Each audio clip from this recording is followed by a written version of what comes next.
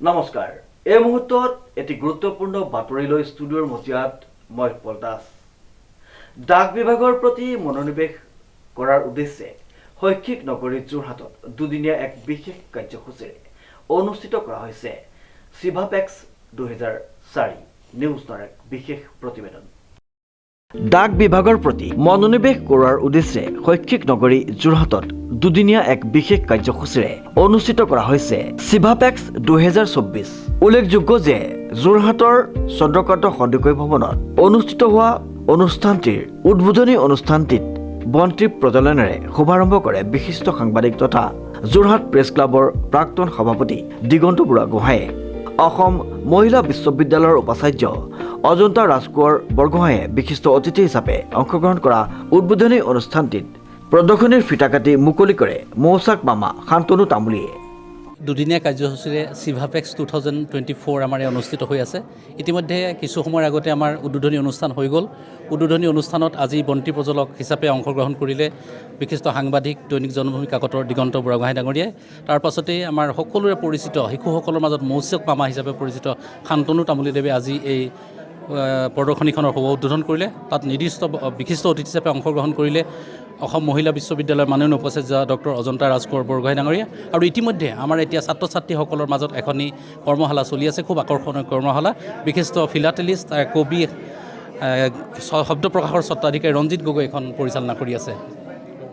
যোৰহাটৰ শব্দ প্ৰকাশনৰ স্বত্বাধিকাৰী ৰঞ্জিত গগৈয়ে এখনি কৰ্মশালাৰ যোগেদি উপস্থিত ছাত্ৰ ছাত্ৰীসকলক ডাক টিকটৰ অধিক তথ্য দিয়াৰ প্ৰয়াস কৰে। প্ৰদৰ্শনীখনিত উপস্থিত ৰাইজৰ লগতে বিশেষকৈ বিদ্যালয়ৰ ছাত্ৰ ছাত্ৰীসকলক আকৃষ্ট কৰি তোলা পৰিলক্ষিত হয়। যোৰহাট আৰু শিৱসাগৰ জিলা ডাক বিভাগে যৌথভাৱে আয়োজন কৰা কাৰ্যসূচীৰ অংশ হিচাপে ছাত্ৰ ছাত্ৰীসকলৰ মাজত চিত্ৰাংকন আৰু কুইজ প্ৰতিযোগিতা অনুষ্ঠিত কৰা হ'ব। পৰা আমি আমাৰ ডিষ্ট্ৰিক্ট লেভেল ফিলাটেলি এক্সিবিশ্যনলৈ আমি সকলোকে স্বাগতম জনাইছোঁ। আমি আজি দুদিনীয়া কাৰ্যসূচীৰে কৃষ্ণকান্ত সন্দিকৈ ভৱনত আমি ডাক এক্সিবিশ্যনৰ ফিলাটেলি ডাক এক্সিবিশ্যনৰ আমি কাৰ্যসূচী গ্ৰহণ কৰিছোঁ।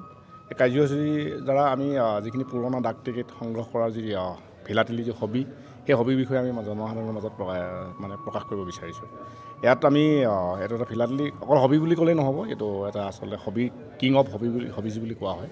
আৰু এই ডাক টিকেটসমূহৰ পৰা আমি বহুত জ্ঞানৰ এই স্থল আছে, বহুত কথা জানিবলগীয়া আছে। কিয়নো এই আমাৰ ডাক বিভাগে বহুত সময়ে এই হেৰিয়াৰ ওপৰত পৰিঘটনাবোৰৰ ওপৰত ডাক টিকেট সংগ্ৰহ কৰি আহিছে। আৰু আমি দুদিনীয়া কাৰ্যসূচীৰে এই এক্সিবিশ্যনটো কৰিছোঁ। আজি আমাৰ এতিয়া চেমিনাৰ চলি আছে। তাৰপিছত আছে কাইলৈ ছাত্ৰ ছাত্ৰীসকলৰ মাজত কুইজ কম্পিটিশ্যন আৰু আৰ্ট কম্পিটিশ্যন আছে।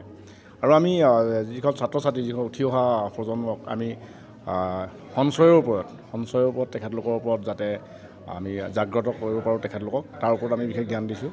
আৰু বিশেষকৈ যিহেতু নতুন নৱপ্ৰজন্মই আমি ইজি মনিৰ পিছত দৌৰিছোঁ, গতিকে আমি ভাবোঁ তেখেতলোকে এই নতুন নৱপ্ৰজন্মই আমাৰ যিখন ডাকঘৰৰ যিবিলাক স্কিমসমূহৰ প্ৰতি তেখেতলোক আকৰ্ষিত হ'ব আৰু ইজি মনিৰ পিছত নদৌৰি আমাৰ তেখেতে নিজৰ ভৰিত থিয় হৈ আগবাঢ়িব পাৰিব। বিশেষকৈ আমি ডাকঘৰৰ প্ৰতিটো স্কিম যিখন একেবাৰে কেঁচুৱাৰ পৰা আমি বৃদ্ধলৈকে আমাৰ বহুত স্কিম আছে। যিহেতু প্ৰথম আমি জন্ম হোৱাৰ লগে লগে আমি তেখেতলোকক যিটো আধাৰৰ এনৰলমেণ্টৰ সুবিধা কৰি দিছোঁ। সুকন্যা সমৃদ্ধি একাউণ্ট আছে, যিসকল আমাৰ কন্যা সন্তান আছে। তাৰোপৰি যিসকল মহিলা আছে তেখেতলোকৰ কাৰণে মহিলা সন্মান ছেভিং চাৰ্টিফিকেট আছে। ছিনিয়ৰ চিটিজেনসকলৰ কাৰণে ছিনিয়ৰ চিটিজেন স্কিম আছে। আৰু বিশেষকৈ এটা ভাল স্কিম আছে PPF। সেই PPFৰ জৰিয়তে আমি যদি 15 বছৰীয়া স্কিম 7.1 তাৰ পাৰ্চেণ্টেজ ইণ্টাৰেষ্ট ৰেট অফ হাৰ, গতিকে সেইটোত যদি আমি আগবঢ়াব এটা সন্তানৰ কাৰণে দেউতাকে যদি 15 বছৰৰ কাৰণে ভাল এটা স্কিম লৈ লয়, ভাল এটা আগবাঢ়ি যাব পাৰিব। এই স্কিমসমূহ আমি জনসাধাৰণৰ মাজত লৈ যাব বিচাৰোঁ। আৰু এতিয়া আমি যিসকল পেঞ্চনাৰসকল তেখেতলোকৰ কাৰণে আমি ডিজিটেল লাইফ চাৰ্টিফিকেটৰ ব্যৱস্থা কৰি দিছোঁ।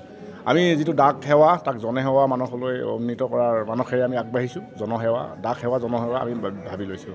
আৰু আমি জনসাধাৰণৰ মাজলৈ সোমাই গৈছোঁ। আৰু যিকোনো আমাৰ জনসাধাৰণৰ যিখিনি সুবিধা অসুবিধা আমি সকলোখিনি গ্ৰহণ কৰি আমি তেখেতলোকৰ সমাধানৰ বাবে আগবাঢ়ি গৈ আৰু তেখেতলোকক স্বাৱলম্বন কৰিবলৈ আমি ভাবিছোঁ। আৰু মই আশা কৰিম, মই ইয়াৰ দ্বাৰা সকলোকে আহ্বান কৰিম যাতে ওচৰৰ ডাকঘৰবিলাকলৈ আপোনালোক আহক আৰু আমাৰ যিবিলাক স্কিমসমূহৰ লাভালাভ আপোনালোকে গ্ৰহণ কৰি আমাৰ নিজৰ জীৱনত স্বাৱলম্বী হৈ আগবাঢ়ি যাওক।